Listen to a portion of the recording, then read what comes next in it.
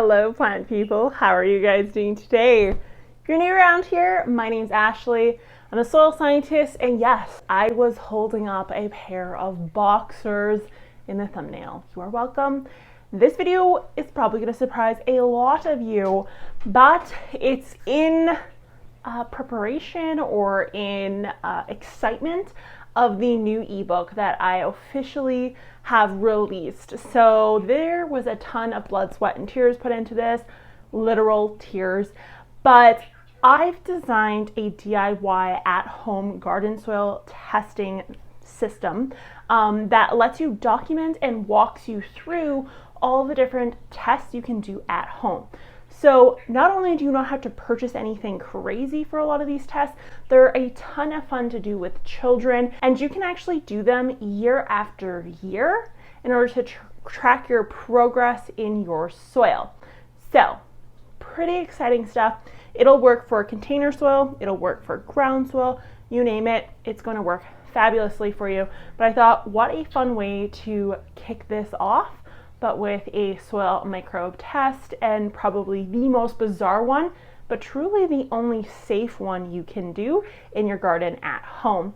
Now, if you want to grab that ebook that I designed, I will leave a link down below for that. Because you are watching this video, be sure to use the discount code SOILNERD. It will be available for 2 weeks under that discount code, and it will save you $5.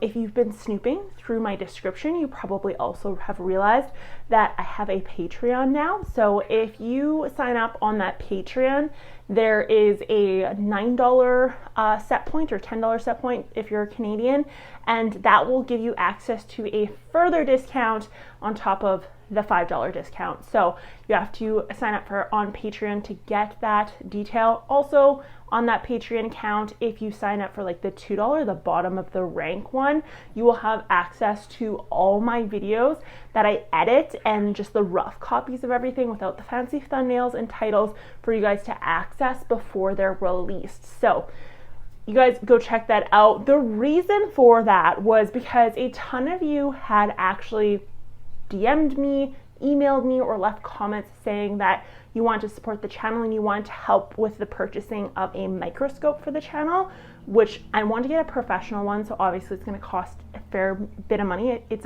$200 is the one that I'm looking at, but it will actually plug into my computer and it will give a live screen feed on it. And I want to do this for you guys because in my mind I'm thinking you could actually probably send me soil samples. Now, the microbes probably will be dead by the time I get them, but I'll be able to tell what's in there and just be able to see soil amendments up close, all that fun stuff, and just give you guys better content. So this is purely for the people that want to help fund the microscope adventure. If you're not into that, don't worry. I'm still making videos on the regular for everybody else. So, tighty-whities, why do they matter? In my book, I have a microbe testing section, and I go through the dangers of testing microbes in your home using agar dishes and petri dishes, and why in a lab setting is the only time you should be testing for soil microbes. There's a lot of dangerous bacteria, fungi, and just quite a few different things in the soil that can actually really harm human respiratory systems and just actually cause quite a bit of issues. So we don't want you playing with microbes that we've colonized and intensified and opening those dishes up in your home, but this is a very safe way to check your microbes. Now, you don't have to use boxer briefs, but you can also use socks that are destroyed and have holes in them, whatever you desire. The biggest thing is that it contains cotton, and I would like to go for over 30% cotton. The more cotton, the better the results are going to be. So these socks here are 40% cotton.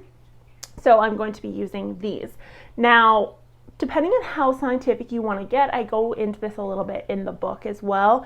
You can weigh this sock or these boxers or t-shirt, whatever the case is, and document for that plot what size the piece of fabric was before you decide to plant it in your garden, and I'll show you footage of what that's going to look like. Or if you want to be less accurate and you just want a general feel for anything, and trust me, the results are drastic enough that you will see results just visually. You're not going to need a scale to see some of these. You can just put the whole material in the ground. You're going to want to mark where it is because you're probably going to lose track of where it may be.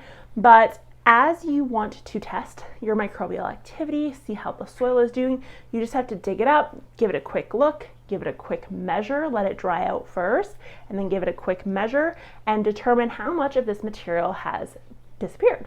And that's going to give you a really accurate look at how microbially active your soil is. So to run this experiment, what I'm going to be doing is I'm going to be planting a sock in my front flower bed. Then I'm also going to be planting a sock in my back flower bed. And I'm going to hazard a guess that the front flower bed sock is going to lose more mass than the backyard sock. And the reason for that is because the backyard sock is not my favorite soil, and the front end sock is also not my favorite soil, but I'm going to hazard a guess it's more microbially active because it's connected to the system as a whole. So we're going to test these theories and see if that's the case. Let's head outside, see how crazy my neighbors think I am, and let's just jump right into it. So as you guys know, I am in zone 3. I was not expecting the ground to be this frozen. It is still frozen at about half a shovel's depth. So that's going to mean that this sock is going to deteriorate very slowly in this backyard bed. So I'm not expecting a ton of action here, and that's my theory. Now, once it warms up, maybe I will get a little bit more, but for right now, I'm guessing this is going to be the poor result bed. And this is my front flower bed. That is my arch nemesis. I've been working on trying to fix this bed for about 5 years now. However, this first shovelful honestly did surprise me. It's very well aggregated and it's starting to actually fall apart more for me. So that is very rare. This may be the year that this bed shines. So we shall see. But it's much, much warmer here. It's a south-facing flower bed. It's a perennial bed specifically. So I'm expecting a lot of microbial growth in here within the spring season and maybe tapering off into the fall. Okay, so it's official. Everything's planted and in place. I hope you guys found this video helpful. Let me know if you're excited about that soil book that I designed, and also let me know if you want one for houseplants. I am more than happy to do that for you. I just wasn't totally sure if you guys would want that or not. Let's dig these up in about 3 months and see where we're at.